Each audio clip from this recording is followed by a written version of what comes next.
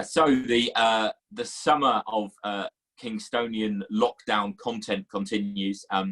We're here with Hayden, and we've got a whole heap of questions that have come via the Supporters Club. There were about 50 to begin with, so we've edited those down. So if your question didn't make it, you've got to blame John McCormack, actually, because he sent me the question. So you can go and find him in our first home game, which presumably will be in May 2024 or something like that. But Hayden, thanks for your time. How are you doing? How's lockdown? Yeah, very well, thanks. Yeah, I'm fine. Looking forward to some sort of normality, getting back to some sort of normality whenever that time is. But yeah, I'm well, healthy, safe. I don't suppose you can ask for much more at the moment. How much old football are you watching? Oh, I've been watching loads of old Chelsea games. I've really enjoyed it. I think I'll be terrible in that situation because every time I look at a football pitch in 1977, it seems absolutely awful. I saw a game, Chelsea, it was Chelsea v Wolves in 1977. That's the period when Butch Wilkins was just coming through. I'm boring everybody already, sorry, but I have to say as a Chelsea fan. And you realise how football's changed. You realise, you know, I'm complaining about some of the pitches we play on. Some of the pitches that they played on there was just astonishing. So, but like, I know you're talking about the 70s, but you look, is it the Chelsea Man United FA Cup semi from Villa Park in like, is it 95, 96, sometime around there? And it's basically just a dust bowl. You remember that one? Yeah, that's right. That was a heartbreaking day. Rude put us 1-0 up. I think Sparky Hughes, I think it was Mark Hughes that crossed the ball for him. Rude was brilliant. Was only played for Chelsea for just over a year, but is maybe even now the best player that I've ever seen. You'd put Hullet. He actually signed for Chelsea as a sweeper. Yeah. He was the most ill-disciplined sweeper ever because he spent most of the time at centre forward. But he was my sort of player. He would be doing nutmegs in the 6-yard box. I remember, I'll just tell you a quick story. And how things like this can influence you. The first time Ruud Gullit played for Chelsea, he played against Everton at Stamford Bridge.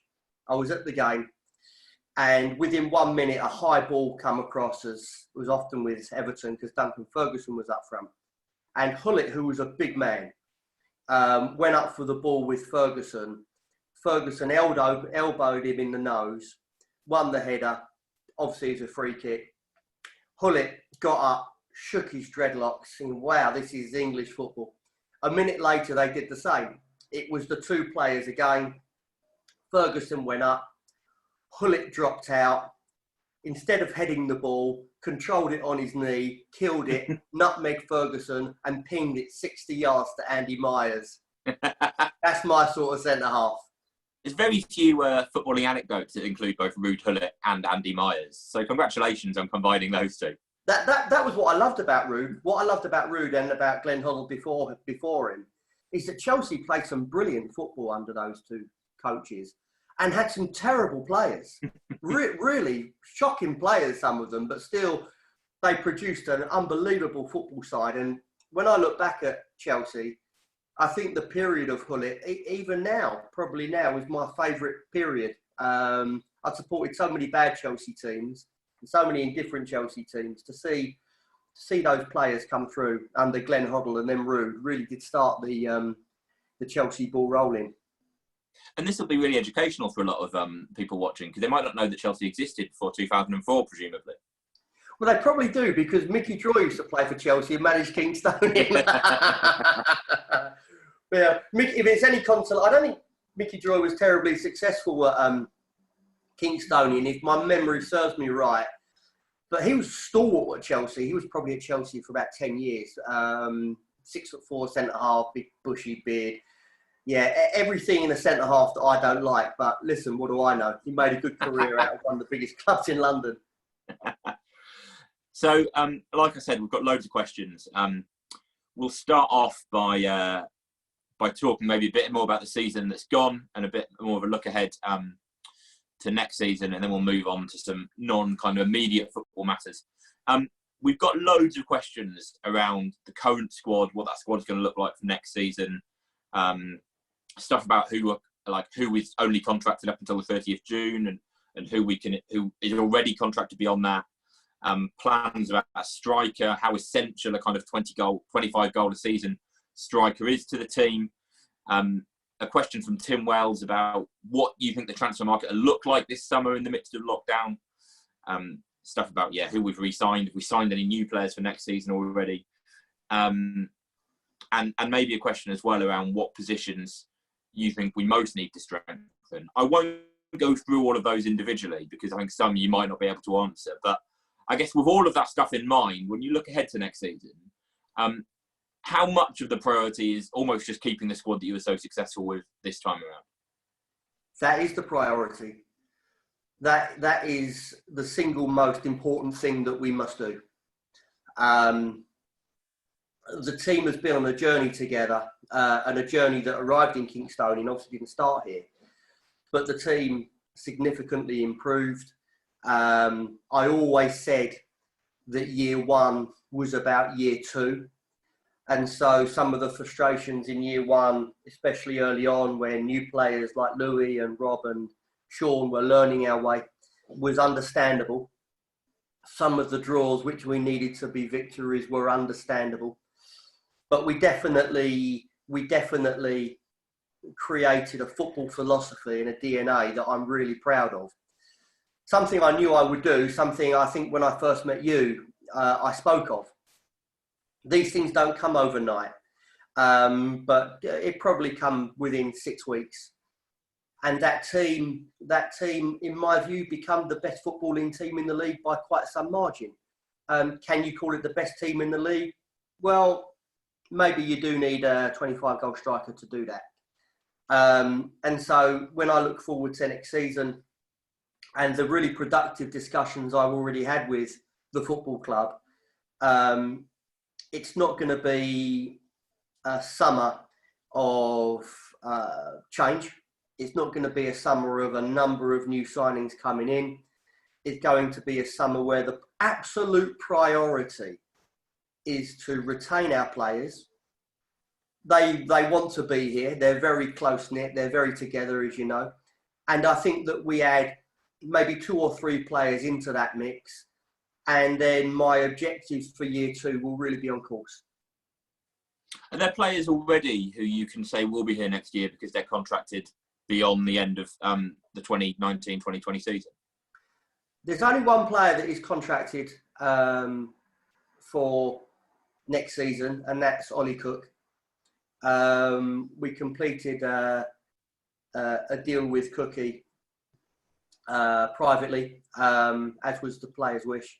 But Cookie is contracted to the end of next season. The rest of the contracts are up. They expired on Saturday, which was the last game of the season, or the last game of the league season anyway, or should have been. And so, no, at the moment, as is football and as is football at this level, the contracts have now expired, and we need to get the paperwork done as soon as there's clarity on how we do that. Mm. And I guess, is all of that paused until you know what the state of next season will be, or are you able to push ahead with some of that stuff? Well, I've pushed ahead. I've had Zoom meetings with all of the players. But the reality is that the next stage is we need to establish whether they want to stay.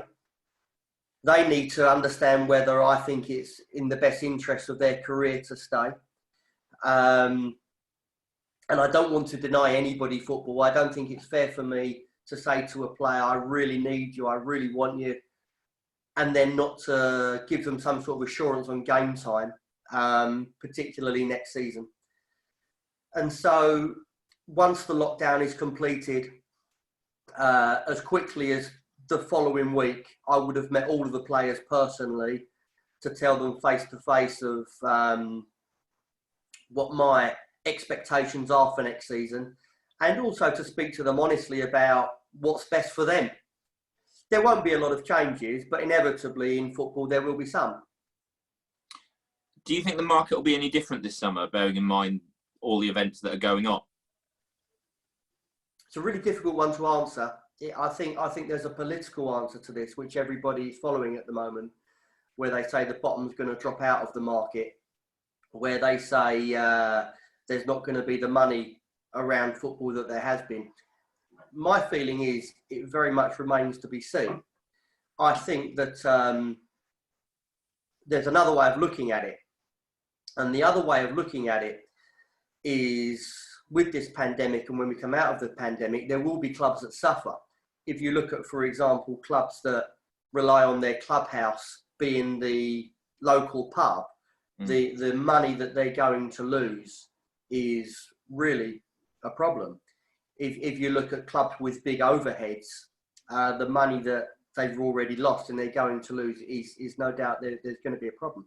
However, the clubs with good housekeeping and the clubs that are prepared to, how can I describe it? The clubs that are prepared to put themselves out there and say, no, we're going to weather this storm. I think that next season will be the best opportunity ever for these clubs to be promoted. With regard to playing budgets, I would still say that the clubs, let's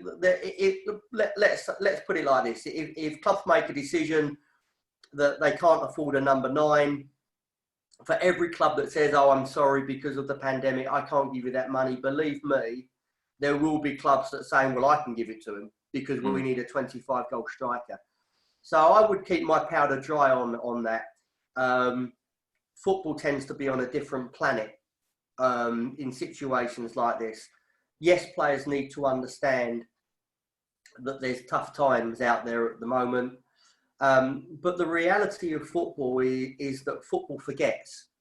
And, you know, if even at Kingstonian, we get to December and we haven't got someone putting the ball in the back of the net 30 times, or we're losing 1-0 at home, no one's going to remember the success of this season.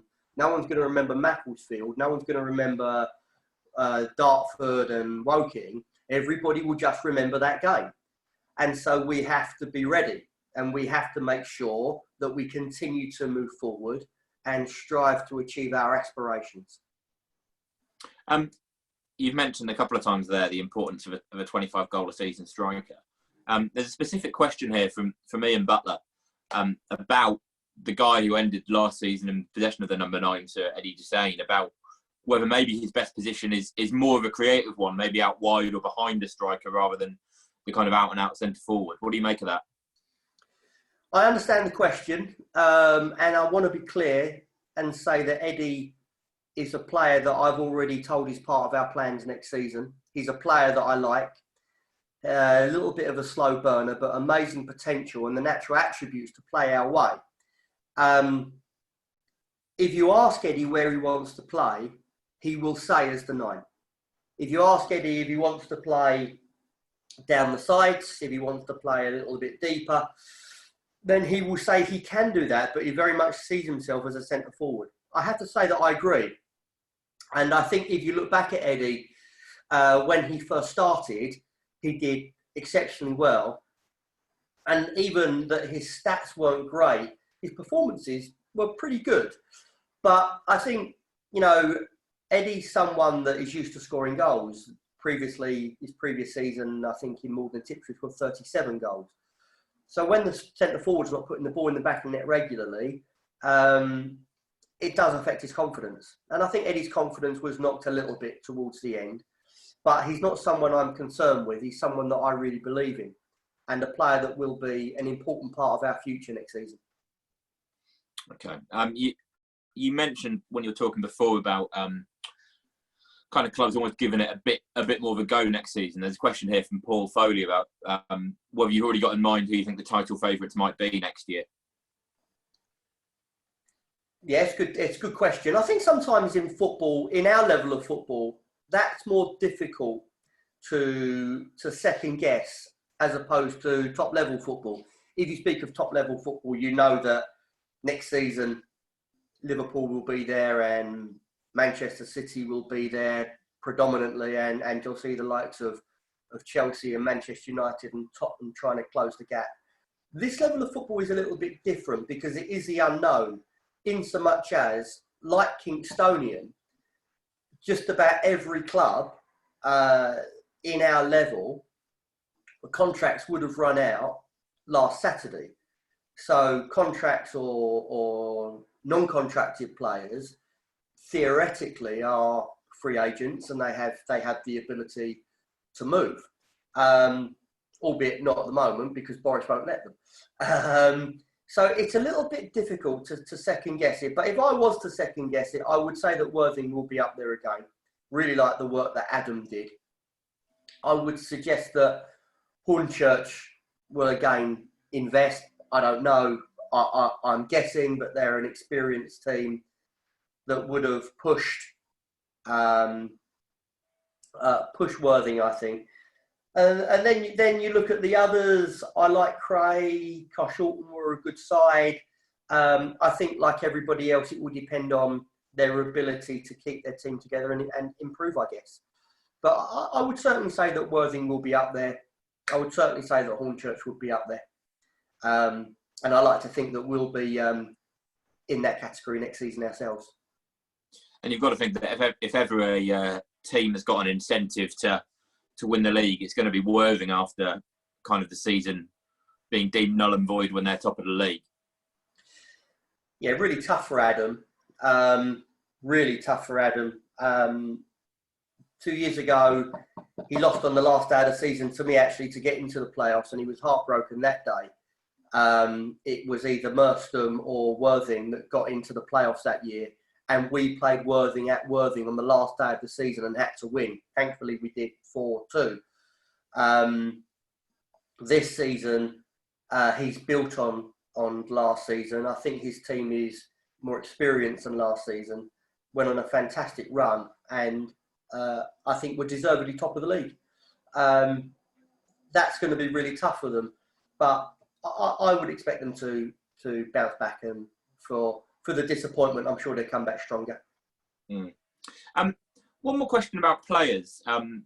This one from Tamor Lay, of all people.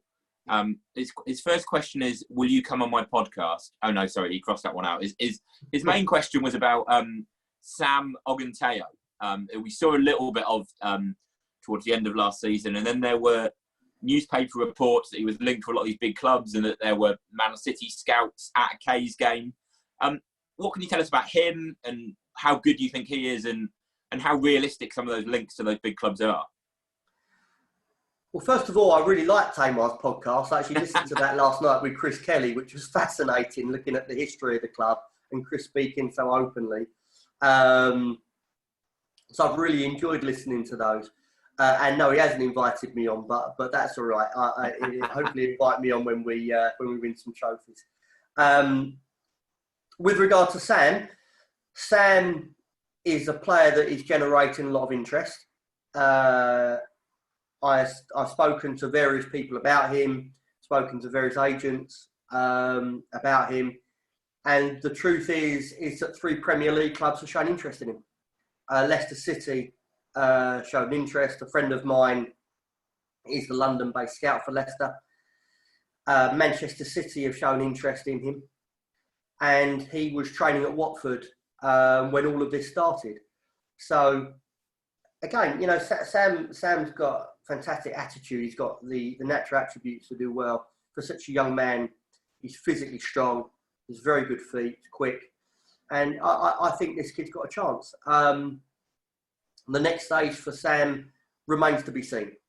Whether that is he continues to develop here or whether he gets a great opportunity to move into a Premier League academy or a Championship academy. We're not quite sure yet. But we will certainly do everything that we can to help him fulfil his ambitions as a young player. Mm. A couple more questions, just quickly looking back on last season. Tim Wells asks, excluding Cheshunt at home, which match most disappointed you last season and why? I don't know if Cheshunt at home would have been the most disappointing, but Tim seemed to assume that.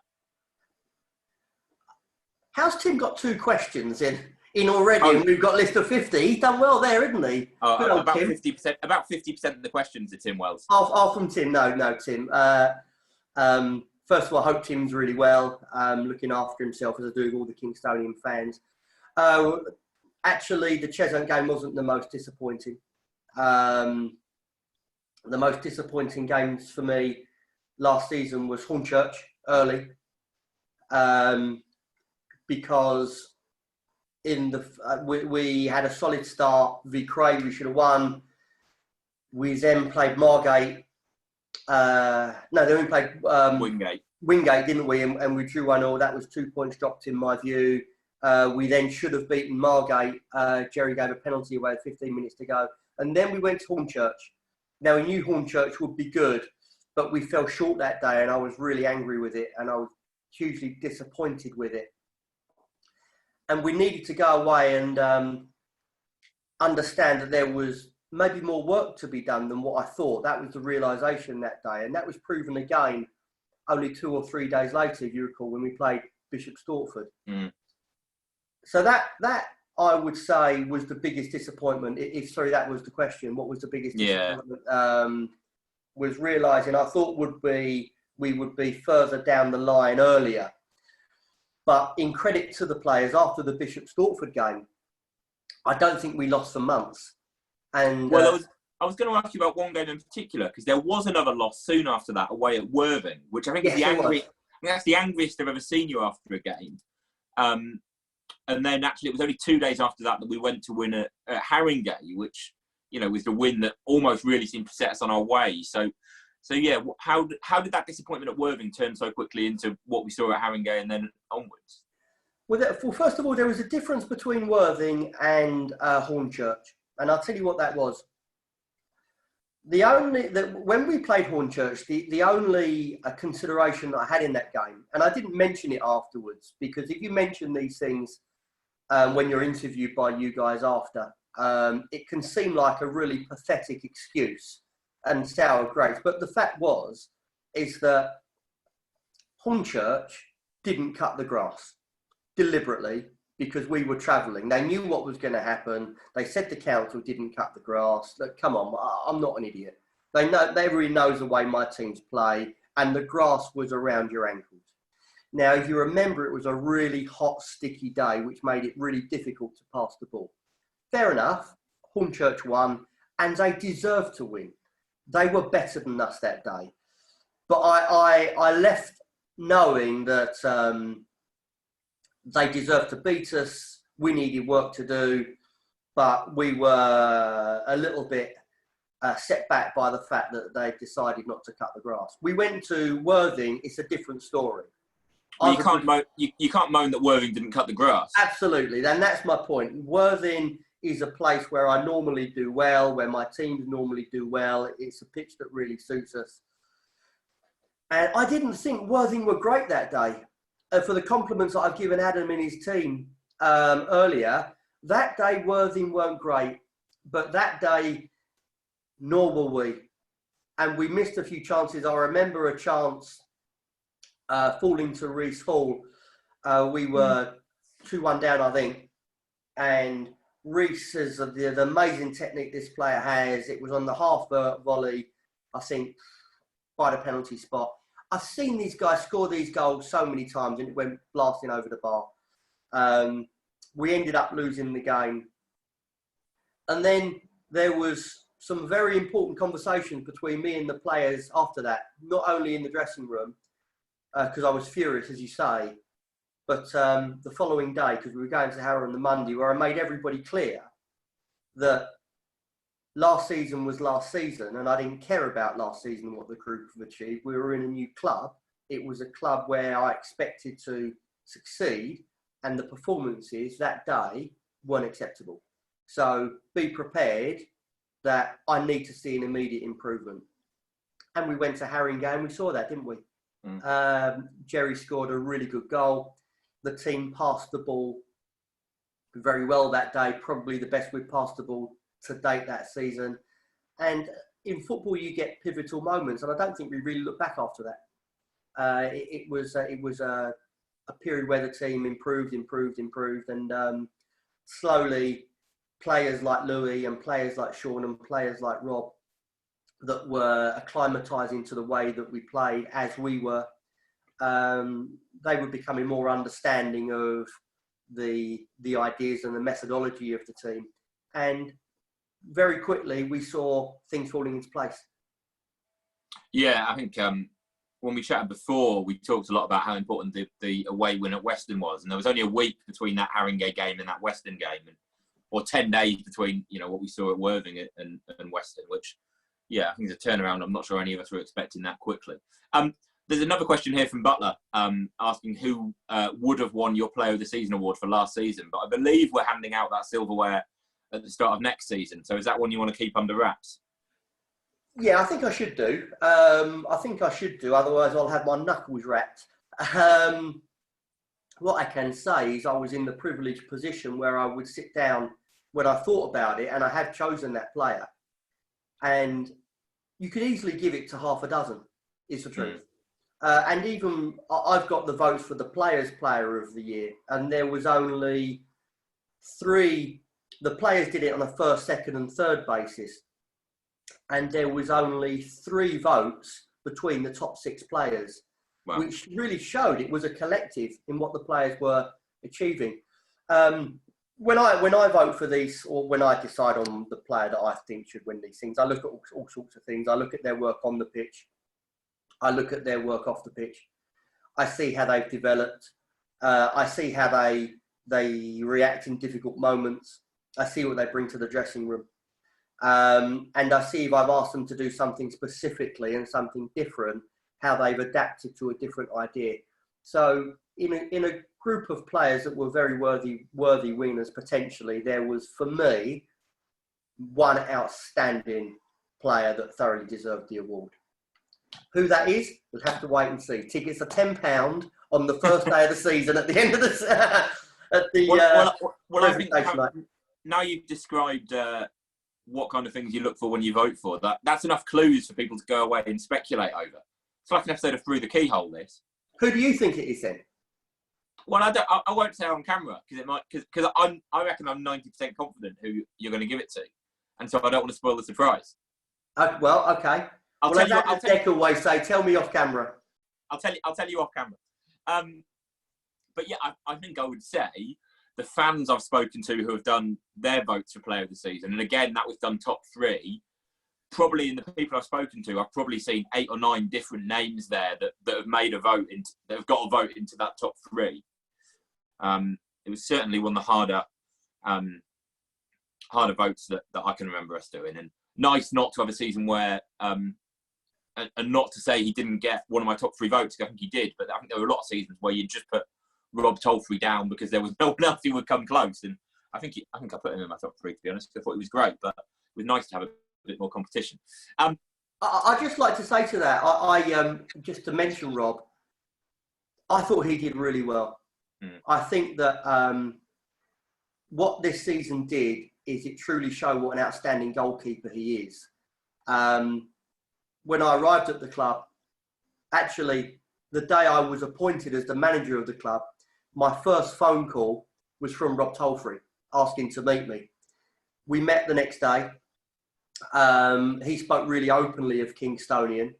I spoke openly in how I wanted to change Kingstonian and how I wanted him to embrace the change within Kingstonian. I also spoke openly that I thought that we had the best goalkeeper in the league, but I hadn't seen that for the last 2 or 3 years, and we needed to find that player again. Goodness gracious me, we definitely did. His work with the ball, both his handling with his feet, is very good. The way that he is improved in his command of his penalty area is a credit to him. And the way that as a experienced player, he's embraced new ideas has been an absolute credit to that guy, and shows why in the past he's led Kingstonian with the captain's armband, because in his own way he's a real leader in the group. Yeah, I don't think people can speak highly enough of him, and just need to make sure all those appearances don't get scrubbed off his record. Absolutely, you're right. Or he'll want them to, so we can get another award for 500 appearances at the start of next season. I'll leave that for you to speak to Rob on. Ian Gray gives us lots of details on his travel arrangements. He comes up from Brighton from most games. He says, what's going to get him in the car up the A23 next season? How do we become the complete article? Yeah, that's a good question. I don't think we're far off. I think in football there are fine margins. And I think it's too easy to say, put a number 9 in there. I think that's a far too simplistic way of looking at it. I would expect to see a collective improvement next season. And the real dynamic of the question is how you improve. So how you improve, first of all, is to maintain the core. The worst thing that can happen for Kingstonian is to lose our best players, so we have to start again. And I can tell you that I'm not going to let that happen. These players are our players. They're players that really do love playing for this club. There's a tight dressing room, and we need to keep them. Now, in keeping them, that gives you, and keeping the core and bringing in only 2 or 3 players, then there is continuity, which is going to be really important and continue to allow us to develop. The 2 or 3 players coming in will be players that I've identified, that I've watched, that I've liked, that will fit the dynamic, that understand my idea of football. And the pre-season will be absolute work to how you improve. Now, how you improve is by A, making sure that what we're doing better. And let's be honest, we did a lot well. If you look at I think only the top 3 lost less games. I think we had the 4th best defensive record in the league, despite being the most expansive team in the league. That shows a great organisation without the ball. But nonetheless, we need to improve. We need to improve with our work with the ball, which may surprise some people, but I still want to see us improve with the ball. And the biggest challenge for Kingstonian is, I think 9 times out of 10, we're the best team on the pitch. But there's no point being the best team on the pitch and drawing 1-1. And in football, there's opinion and there's fact. So, in my opinion, we are one of the best, if not one of the best team in the league. With the ball, certainly. The fact is, we drew 14 league games. Now, if you win half of those games, and if you have the goals to turn the 1-0s into 2-1s, then even this season, we would have been up there with the likes of Worthing. Even this season, in a year before the ideal of what I wanted to achieve in 2 years, if we had turned half of our draws into victories, we would have been in the minimum and the top 3. And when you look at the games that we've thrown points away, it's I don't know whether to laugh, I don't know whether to cry. In the end, I was laughing. You see Fabio, God bless him, in the last minute of the game in Bognor, was probably more difficult to miss. Dan Bennett only a week or so later away at Cray Wanderers. And if you look at these examples, it's not fair to speak to Benno and speak to Fabio, because if I thought about it, I could give you 20 of those examples. We need to turn our superiority into results and to be far more punishing and clinical in the final third of the field. That's the answer. I did think it was a bit cruel when you asked the players to name their goal and miss of the season, and they all named Fabio for miss of the season. Do you know, I was surprised they all named Fabio. It was a spectacular miss. I'll give you that. But let's be honest. There's a few more along the way as well that we could mention. Yeah. Graham Wood, who actually the Kingstonian account tweeted that lovely photo of you, Graham, and Dan Walker the other day, which I looked at and really made me smile. I think that's one of my favourite photos of last season.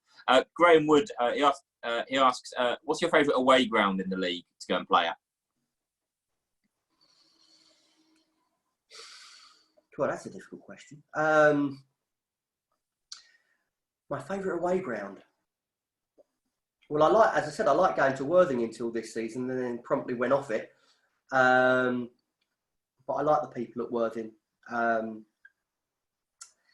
That's a really difficult question, but I'll have to answer it honestly and say my favourite away ground would be Carshalton, because when I go back to Carshalton, I go back to so many friends, even though there's a lot of, that was 2009, 2010 probably, so it's a long time ago now.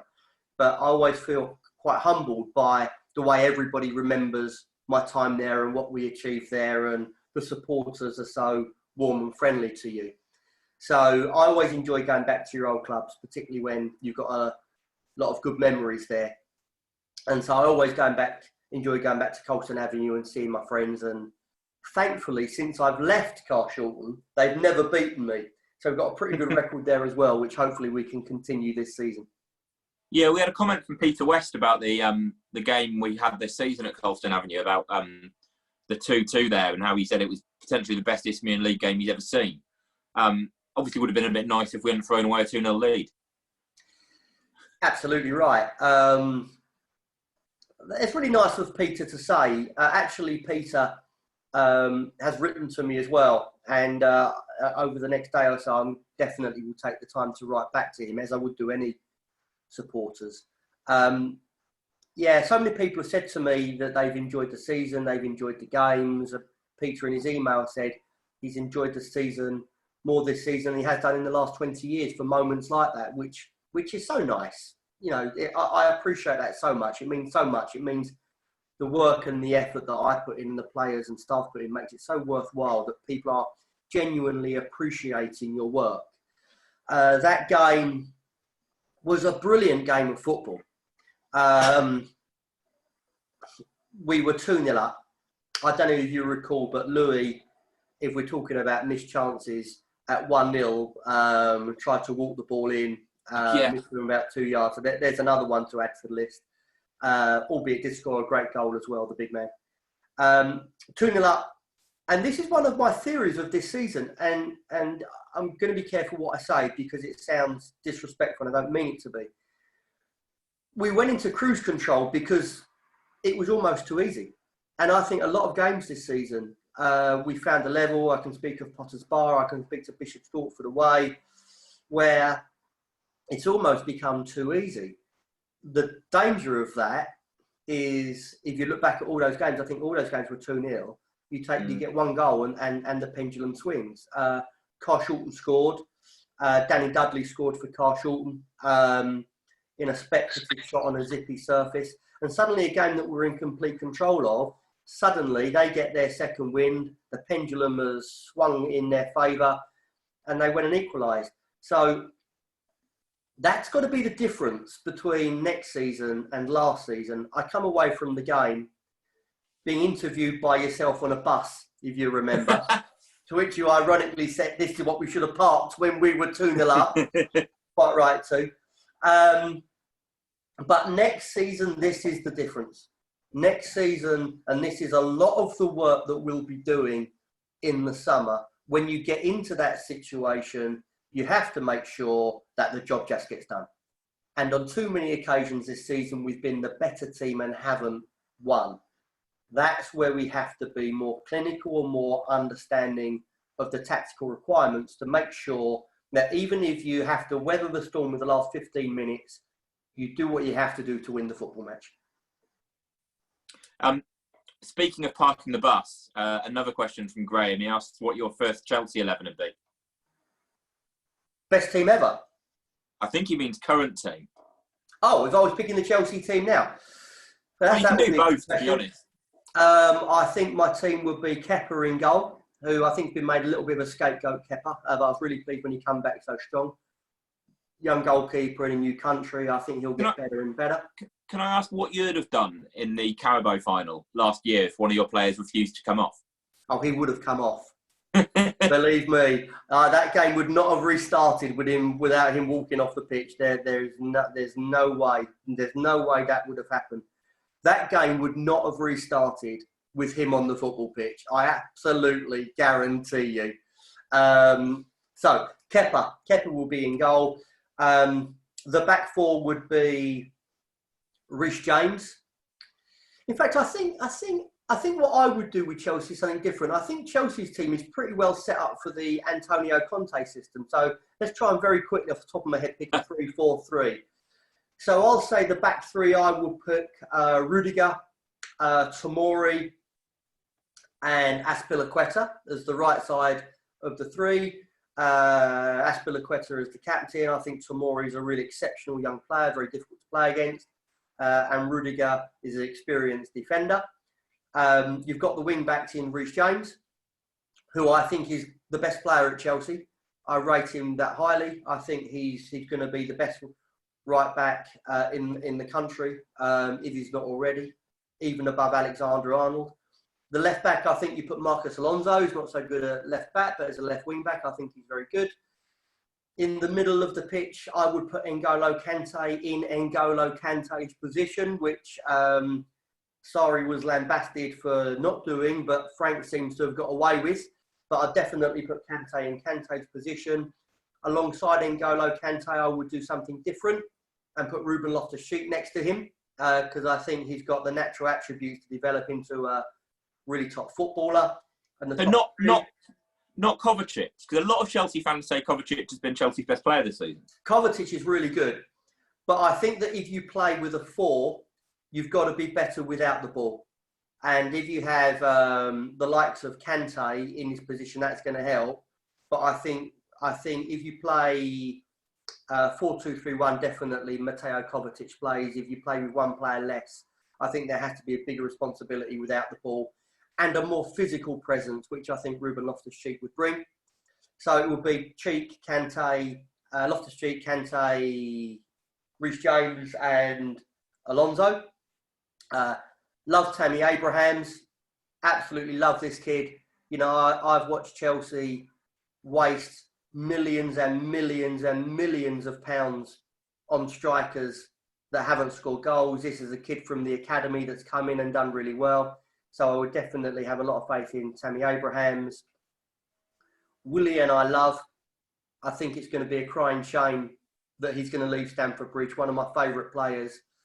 And on the other side, I would probably go for Callum Hudson-Odoi. So no Pulisic, no Mount. This is only for Saturday's game. They can all rotate. There's another game Wednesday. Yeah, love Mason Mount. Very intelligent man. You can see that. Very intelligent footballer. I think he's going to be really good. Pulisic is another good young player. And here's the challenge for the Chelsea manager. I think that he'll be able to spend in the summer. And I think Chelsea have got to get the balance right to improving, but not throwing the baby out with the bathwater and ruining or disrupting the fantastic work that the kids have done this year. They've been brilliant. As a Chelsea fan, you love these players because you think the players love Chelsea as much as you do because they've been with Chelsea since 8 years old. Right, that's fun. I wouldn't mind Jack Grealish, though. I think he might be available. Don't you dare. Don't you dare. If Chelsea sign Jack Grealish, I'm not speaking to you next season. That's far too much talk about Chelsea. John Bangs asks, he says, you've spoken about the need to enhance the club's links with the community. What do you see as the next steps in enhancing Kay's work with the community? And you might want to talk a little bit about some of the work you've been doing in terms of speaking to fans during the lockdown as well. Yeah, I've spoken to a number of supporters during the lockdown because I think successful football clubs are a family. And everybody's part of that family. And I said that from the first day that I arrived. It wasn't about me, definitely not. It wasn't about the team. It wasn't about the boardroom. It wasn't about the terraces. It was about everybody. And everybody was as important as everybody. We needed to give the supporters a team they could relate to. We needed to give the directors a team they can be proud of. And our job was to entertain everybody and make sure that win, lose or draw, and hopefully win, everybody would feel a part of it and enjoy watching us play. Now, in creating that community, everybody is important. So, you know, when I hear of elderly people that are living alone and, you know, Kingstonian is a big part of their life, it worries me. It worries me that they may not be in the best frame of mind and they're a little lonely. But that concerns me. So I wanted to reach out to a number of supporters. And I have to say, I've really enjoyed the conversations that we've had. We've had the conversations of this season, but we've had some great conversations about things that I didn't know about Kingstonian. Supporters going back to Richmond Road, supporters telling me about the turbulent times around Chris Kelly and the Cosler family. And what's really clear to me is that Kingstonian has put its supporters through an awful lot in not only the last 20 years, but the last 50 years probably. Been an amazing roller coaster. And when I speak to these people, I genuinely find it inspiring to work even harder to get it right for these people. And when I leave, which hopefully will not be for a long time, because, you know, I've said to the club, I'd like to stay here for the next 10 years. I'd like to stay here and, you know, really achieve everything that we can. But one day I will leave, and when I leave, I hope everybody will remember me with the same fondness and respect that they remembered so many fantastic Kingstonian managers in the past that I've learned so much about in these conversations. With regard to the question of the community as such, I think everybody in this club deserves amazing credit for the work they do in the community. And I would say it's pretty unprecedented at this level. And the club deserve enormous compliments for this. The work that the club do with Kingston Mind United, with the Kingston Carers, with the contributions to Sparkle Malawi, is very unusual for an Isthmian League football club, but shows the class within Kingstonian. And we definitely want to continue that, and we want to keep building that, and we wanted to make all these people a part of us in the same way that all of the supporters are. But the truth is that I don't think we can really take that to the levels that I want to and the club want to without our own ground. And when we get our own ground, which hopefully will be sooner rather than later, obviously, then I think you'll see Kingstonian become a focal part of the community. I did it at Bromley. When I went to Bromley, I worked full-time at Bromley. I wasn't the full-time football manager at Bromley. I was the manager of Bromley, but worked full-time on the commercial side of the business. And we wanted to make Bromley the hub of the community, and we achieved that. And the way that it enhanced the club, the profile of the club, was immeasurable. You see at Dorking Wanderers what Mark White has done. Mark White has embraced the community and taken Dorking from West Humble into a new stadium, and how Dorking have become a little club who come through the county leagues in Sussex to now one of the biggest clubs. Look at the potential we could do at Kingstonian, because the one thing I can tell everybody in Kingstonian is, and sometimes I think people don't realise this because they've been Kingstonian supporters or officials for years, Kingstonian, Sutton United, Dulwich Hamlet are the three clubs that everybody knows. I can mention friends of mine that know nothing about non-league football. If I said I managed Merstham, they wouldn't know who it was. If I said I managed Carshalton Athletic, they might know who it was if they lived in the Carshalton area. If I said I managed Kingstonian, everybody knows Kingstonian. That is the size and potential of this club. So ideally, to get Kingstonian into our new home, I then want us to become the biggest club in Surrey, as I've said from day one, and that means becoming absolutely at the focal part of the local communities, not only with businesses, with kids, with football at all age group, working really closely with schools, with youth clubs, making Kingstonian a 7-day-a-week football for all business is exactly the idea that's going to take Kingstonian back to the very top. That's how I see it. Great, really. I think a lot of people will be really encouraged to hear that. On an entirely different note, we've got 2 questions, Hayden, about your own playing career. David Court says he's been doing some research, can't find anything about you playing football. And Ollie, age 9, has asked whether you're even more like Mourinho in this case, in that you never really had a career to speak of, or are there great goals or saves you made or crucial tackles that you can tell us about? No, my football career is nothing to speak about, to be honest. I played intermediate league football rather than semi-professional football.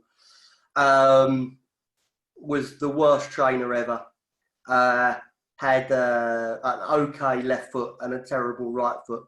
but become injured with cruciate knee ligament injury very early, as 18, 19.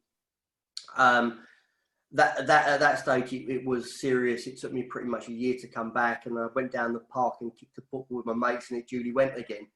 And I was a little bit lost. I went to Chelsea, really enjoyed it, and a friend of mine asked me to go and coach a youth side, to which I said, I wouldn't know where to start. And he said, hey, come and see these kids, because all they do, they're good footballers, but they fight every week. So I went to coach them.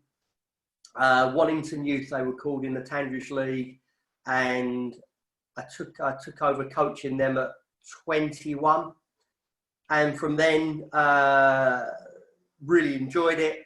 Had some great times, made some great memories, and the rest is history, I suppose. Here I am now. Presumably straight away you were telling the kids, none of that long ball rubbish, knock it out from the back. Absolutely. I was an even worse referee. I refereed a game once, and just as a quick aside, and the managers, I really didn't want to do it. I really didn't want to do this, because you know me and referees, we tend not to get on. And the referee said, okay, this team always fights every week. And they're a team of 17-year-olds. I really did not want to do it, but I promised to do it. So sure enough, after 10 minutes, this guy went up and he's punched someone. So I walked up to him and said, look, I haven't got any red cards and I haven't got any yellow cards. But if you do that again, I'm going to punch you straight in the face. Is that clear? He was perfect for the rest of the game. I think the referee should adopt that attitude more with players, instead of brandishing cards all the time.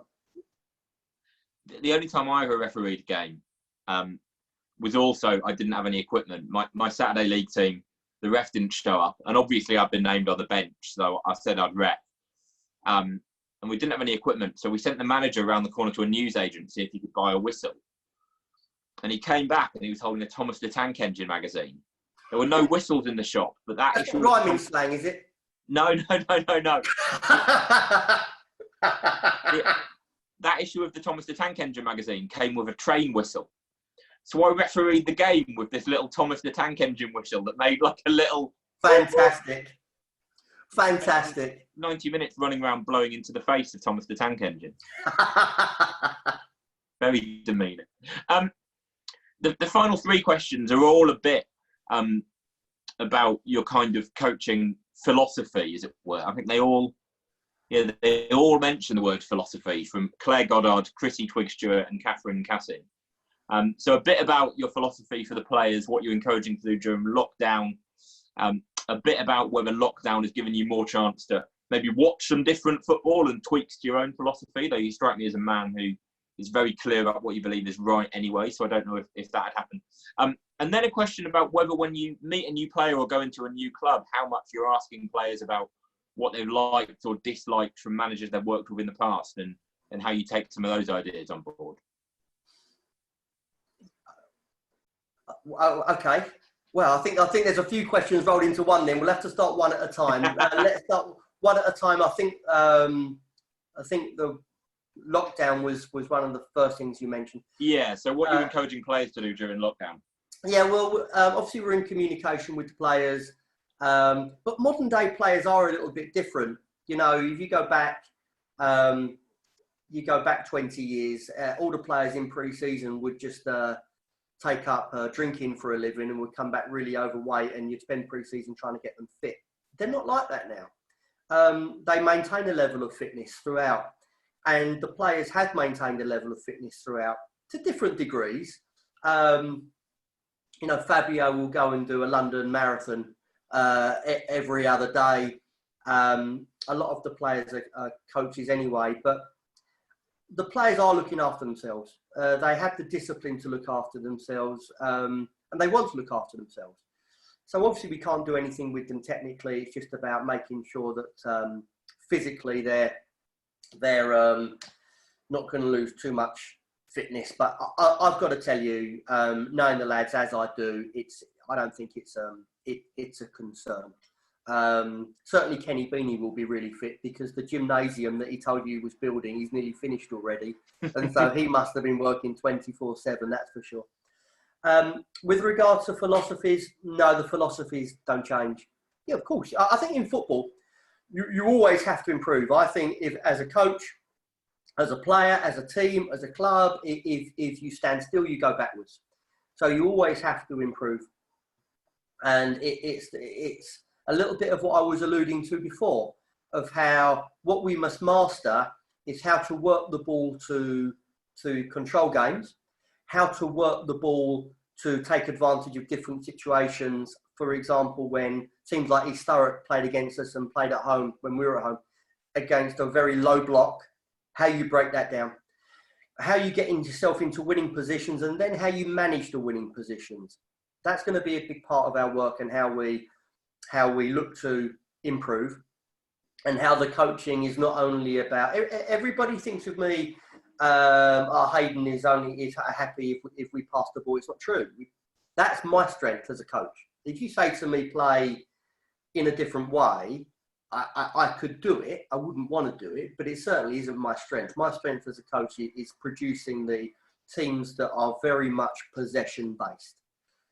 Now, how we improve, as I say, and how I improve, and the coaches improve, and the players improve, is adapting that to different scenarios. There'll be teams that come to Kingstonian next season, and they'll come and press us, like Leatherhead did when we played them away and did effectively. So we've got to be really brave on the ball. We've got to move the ball really quick so we can beat their first block and open the pitch up. When we play against teams with a really low block, we have to change a little bit of the dynamic of the player, which is why one or two new lads will come in that will help us beat that low block. But we must also make sure that we are opening the pitch up so it's as big as we possibly can, and taking the opponents into areas they don't want to be, so we can take advantage of exposing those areas with the ball. That's another example. And the third example is when you're in winning positions, passing the ball in a completely different way. Passing the ball at 2-0 up, not to go 3-0 up. Or passing the ball at 3-0 up, not to go 4-0 up. Passing the ball to then keep the ball to wind the clock down. To making sure that they're not going to score because they don't have the ball. So here's all the areas that we need to improve on. So the philosophy won't change, but in year 2, I'm expecting the philosophy to be even stronger. And forgive me, that was such a long-winded answer to the question. I can't think if there was another one in there. Well, yeah, it was a long-winded question, me giving you all at once. It might be a bit unfair. Just a question about whether, when you're working with a new player or a new bunch of players, you're asking them what they've liked and disliked from other kind of managerial regimes. Yeah, okay, that's a good question. And I'll answer that really honestly and say that when I sign a player, I'll identify the player, I'll decide on the player that I want, and I will watch him play 3 or 4 or 5 times. Now, I'll then meet the player. And I've already met 2 players, albeit on Zoom, that having met them, I've decided that they're not right for the club. They're not right for me, they're not right for the club. I look at the personalities, I look at their motivation. And in looking at their motivation, I decide whether I think they're right for this dressing room. So when you sign players, it's really important to recognise it's not only about the player, it's about the character that you're bringing into the dressing room. So if you tap into that character, you have to understand what makes them tick. And equally, don't get me wrong, you know, I will meet players and they may have an idea of what I'm like and what the team is like. And when they then understand that actually their interpretation is wrong, that we might not be right for them. You know, when you come to play for me, it's a driven winning environment. And I have a great relationship with all the players, but the players will tell you in every training session, and the players will tell you in every game, they are really pushed. They're really worked hard, and I ask a lot of them. And if they fall short, they're told that they fall short. There's a level of honesty with the players that takes us forward and unites us. That doesn't mean to say it's a dictatorial environment. It's definitely not. It's a relaxed environment, but the players know the boundaries, because at the end of the day, I'm not their mate, I'm their boss, and they're working for me and I'm working for the club, and we all are here to win for Kingstonian. Everybody must understand that's not for everybody. Some players want to play football and win, draw or lose, have a couple of beers in the bar afterwards. Doesn't matter, see your training. It's not for me. It's not what we're about. It's not what my career is about. I understand why players may want that. Their values and their life and their priorities may be different, but this is not the right project for them. So when you meet people, you have to understand the person. And I'll give you an example of when I come to Kingstonian and when I meet players, I needed to understand what happened. I needed to understand what happened at Kingstonian last season. And what you understand is it's not only about the players, it's about the whole thing. And the players may be criticised, but there will be things that have gone on in the dressing room and around the club that probably people won't be aware of. There's always two sides to it. So I needed to get to the bottom of that, which we did quickly, because actually the problems were not very serious for me, because I decided that there were so many people coming in, there were so many people going out.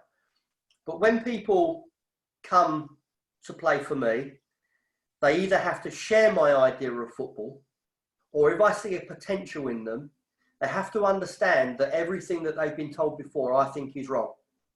And they're now going to learn a different way. The fullback is not going to get the ball from under his feet and clip it into the channel. The midfield player is not going to just hook the ball on. All phrases that aren't even allowed in the dressing room. The fullback has to understand he has 5 passes to make in the whole game. He has the pass square to the supporting midfield player. He has to pass backwards to the centre half. He has to pass to the goalkeeper. He has to pass to the winger. He has to pass into the centre forward's feet. They're the only 5 passes that the fullback can play. Added to that, he needs to understand that the fullback's responsibility predominantly is to get beyond the winger, whilst the other fullback is supporting the ball from behind the ball. Added to the philosophy that in modern day football, in my teams, that the best defenders are the 9, the 10, the 7 and the 11, and the creative players are the centre half. You have to understand all the dynamics that makes the team tick. And when they understand it, they play. And sometimes that takes a little bit of time. And I think that we saw that with really good players in our team last season. It took Louis a little bit of time to understand that. But once he understood it, scored 18 goals up until Christmas. Sean was pretty tailor-made for that and got better and better. And I think definitely since Christmas did very, very well. And you saw Rob Tolfrey having a football manager that is saying your feet are the best feet in the league for a goalkeeper, but you're not using them. You need to use them.